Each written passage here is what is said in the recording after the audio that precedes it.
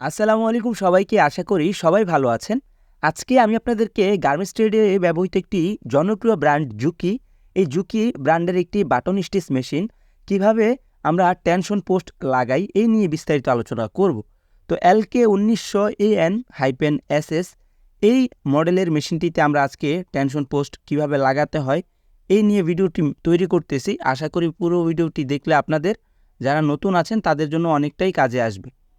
তো ভিউয়ার্স, প্রথমেই আমি মূলত এই টেনশন পোস্টটা পরিবর্তন করতেছি। আমার টেনশন পোস্টের স্প্রিংটা ভেঙে গিয়েছিল, তো আমি এই টেনশন পোস্টের স্প্রিংটা নতুন লাগাবো এবং কিভাবে টেনশন পোস্টটা সেট আপ করতে হয় এই নিয়েই পুরো ভিডিওতে আলোচনা করা হবে। ভিউয়ার্স, আমার এই টেনশন পোস্টের স্প্রিংটা ভেঙে গেছে, যার কারণে কিনা আমার মেশিনটিতে প্রবলেম হচ্ছিল, নিচে গ্যাদারিং আসতেছিল বাটনের এবং নিচে টেনশন খারাপ আসতেছিল। তো এজন্য মূলত আমি একটা নতুন টেনশন পোস্টের স্প্রিং হাতে নিলাম এবং এটি কিভাবে সেট আপ করতে হয় সেটি আপনারা একটু মনোযোগ সহকারে দেখবেন, তাহলে বুঝতে পারবেন। তো প্রথমে আমি বাটিটা হাতে নিলাম, আমার টেনশন পোস্টের বাটি। এখন এই বাটির ভিতরে আমি স্প্রিংটা কিভাবে ঢুকাচ্ছি আপনারা একটু খেয়াল করে দেখুন। তো আমি সুন্দর মতো টেনশন পোস্টের স্প্রিংটা লাগিয়ে নিলাম। বাটির ভিতরে স্প্রিংটি ভালোভাবে ঢুকানোর পরে স্প্রিংটিকে আটকে দিতে হবে এই স্টিকটির মাধ্যমে। তো এই স্টিকটির মধ্যে আমাদের একটা গ্রুপ করা আছে, এই গ্রুপের মধ্যেই আমার ভিতরের টেনশন পোস্টের স্প্রিংয়ে ছোট করে কাটিং আছে, ওই কাটিংটা এই গ্রুপের মধ্যে পড়বে, তখন স্প্রিংটা লক হয়ে যাবে। তো এটি ভালোভাবে লক করে আমরা এখানে একটা এলকি স্ক্রু আছে, এই এলকি স্ক্রুটা আমরা ভালোভাবে টাইট করে নেব, তাহলে আমাদের এই স্প্রিংটা স্টিকের সাথে বাটির সাথে আটকে যাবে এবং স্প্রিংটি পাঞ্চিং করবে। তো আমরা যারা কিনা প্লেন মেশিনের টেনশন পোস্টের স্প্রিং পরিবর্তন করি বা টেনশন পোস্টের সেট আপ করি, তখন কিন্তু একই মেকানিজম, বাট এখানে কিছু পার্টস নতুন আছে যেগুলো কিনা আপনারা নতুনভাবে খুললে হয়তোবা এর পরিবর্তনটা আপনারা দেখতে পাবেন। তো এরপরেই আমরা প্লেটগুলো লাগিয়ে নেব, এক এক করে দুইটা প্লেট থাকে, তো যার মধ্যে দিয়ে সুতাটা পাঞ্চ হয়। তো আমরা ভালোভাবে প্লেটগুলো পরপর মুখামুখি লাগিয়ে নেব।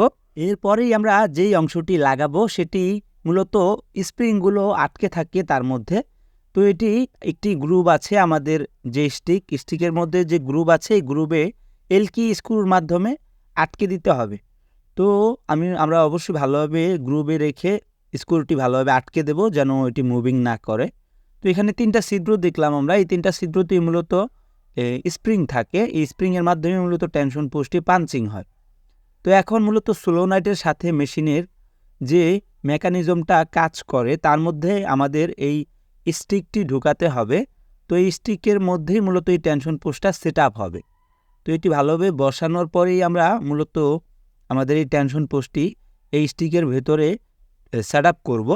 তো মূলত এটি প্রথমে প্রবেশ করানোর পরে আমাদের দুই পাশে দুইটি এলকি স্ক্রু আছে, তো আমরা এলকির সাহায্যে দুইটি স্ক্রু ভালোভাবে টাইট করে নেব। তো একটি স্ক্রু আমাদের গ্রুপে পড়বে এবং অন্য আরও একটি স্ক্রু আমাদের গ্রুপের বাহিরে পড়বে। তো এই স্ক্রুটি আমরা ভালোভাবে টাইট করে নেওয়ার পরেই আমরা যেই তিনটি ছিদ্র দেখলাম, তো এই তিনটি ছিদ্রতে আমাদের তিনটি স্প্রিং বসাতে হবে। তো স্প্রিংগুলো ছোট ছোট খুবই সূক্ষ্মভাবে স্প্রিংগুলো বসাতে হবে। তো এই স্প্রিংগুলোর সাহায্যেই মূলত এটি পাঞ্চিং হয় বা মুভিং হয়।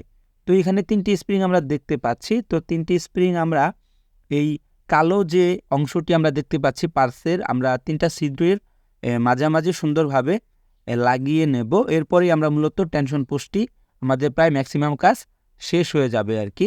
তো এখন আমি মূলত তিনটি স্প্রিং আমাদের তিনটি ছিদ্রে ভালোভাবে বসিয়ে নিতেছি। তো এরপরে এই টেনশন পোস্টের স্প্রিংগুলো যেন আমাদের পড়ে না যায়, সেজন্য এটিকে আটকানোর জন্য সাপোর্টিং হিসেবে আমরা এই অংশটি ব্যবহার করব। তো এটি আমরা ভালোভাবে কাভার করে দেব স্প্রিংটি, যেন সুন্দরভাবে স্প্রিংগুলো পাঞ্চিং করে। তো এখন আমরা মূলত একটি স্ক্রু লাগাবো যেটি কিনা আমাদের এই স্প্রিংটিকে ভালোভাবে আটকে ধরে রাখবে। তো এরপরে আমরা আরেকটি ছোট স্ক্রু আছে, তো ওই স্ক্রুটি সাপোর্টিং হিসেবে লাগিয়ে দেব। এখন আমার টেনশন পোস্টটি লাগানো প্রায় কমপ্লিট, এখন শুধু উপরের অংশটি লাগানো বাকি।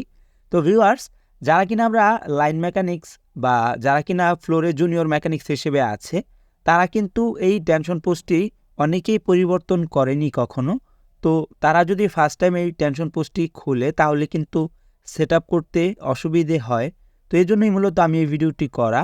তো আমরা কিন্তু নিত্যদিন প্লেন মেশিনের টেনশন পোস্টটা নিয়ে কাজ করি। অনেক সময় ভাঙা থাকে, টেনশন পোস্টের স্প্রিং পরিবর্তন করি অথবা নতুন টেনশন পোস্ট সেট আপ করি। তো এই হোল মেশিন, বাটন মেশিন এবং বারটেক মেশিন, এই মেশিনগুলোতে যে টেনশন পোস্ট এটি কিন্তু অনেকটাই আলাদা। তো আমি এই ভিডিওটি করার উদ্দেশ্য একটাই, যারা কিনা নতুন হিসেবে নিজেদেরকে তৈরি করতে চাচ্ছেন তারা কিন্তু এই কাজটি প্রপারলি না দেখলে সঠিকভাবে করতে পারবেন না। এই জন্যই মূলত আমি ভিডিওটা আপলোড করতেছি আপনাদের মাঝে। তো আশা করি ভিডিওটি আপনাদের ভালো লাগবে। তো ভিডিওটি ভালো লাগলে বা ভিডিও থেকে যদি কোনো কিছু আপনারা শিখতে পারেন মনে হয়, তাহলে অবশ্যই ভিডিওতে একটি লাইক, একটি কমেন্ট, একটি শেয়ার করে পাশে থাকবেন এবং আমার ইউটিউব চ্যানেলটিকে সাবস্ক্রাইব করে রাখবেন এবং পাশে থাকা বেল বাটনটি অন করে রাখবেন যেন পরবর্তীতে এই ধরনের ভিডিও আপলোড করলে সবার আগেই আপনার নোটিফিকেশনে চলে আসে।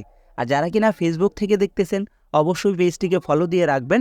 তো ভিউয়ার্স, আপনারা অবশ্যই কমেন্টস করবেন আমি পরবর্তীতে কোন ধরনের ভিডিও নিয়ে আপনাদের সামনে হাজির হব, কারণ আমি আপনাদের কমেন্টস অনুযায়ী ভিডিও বানাতে পছন্দ করি।